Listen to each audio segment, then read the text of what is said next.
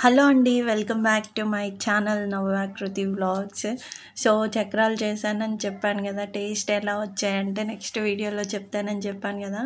So నా effort ఒకేసారి చూడండి. నేను పోయి బియ్యం అంతా చెరిగి నీట్గా అవి తడిపట్టేసి తుడిచి మళ్ళీ పిండి గిన్నెకిచ్చి పిండి పట్టించుకొచ్చి బయట వర్క్ అంతా చూసుకొని మళ్ళీ అవంతా సెట్ చేసుకొని ఇంత కష్టపడి చేసుకుంటే అవి లిటరల్లీ అసలు ఎన్నిసార్లు ఈసారి అయితే మా అమ్మ వచ్చినప్పుడు ప్రాపర్గా నేర్చుకొని అయితే చక్రాలు అయితే చేసుకుందామని ఫిక్స్ అయిపోయానండి.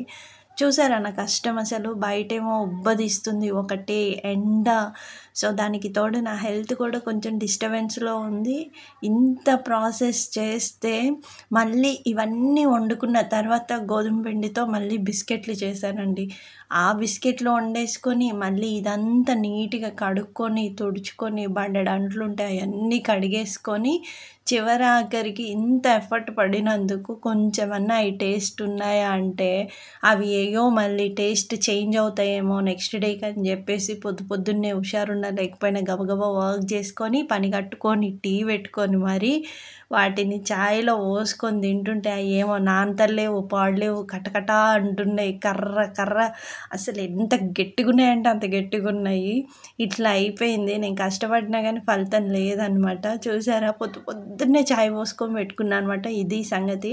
చక్రాలు అయితే అస్సలు టేస్ట్ బాగాలేవండి బాబు, సరిగ్గా కూడా రాలేవు.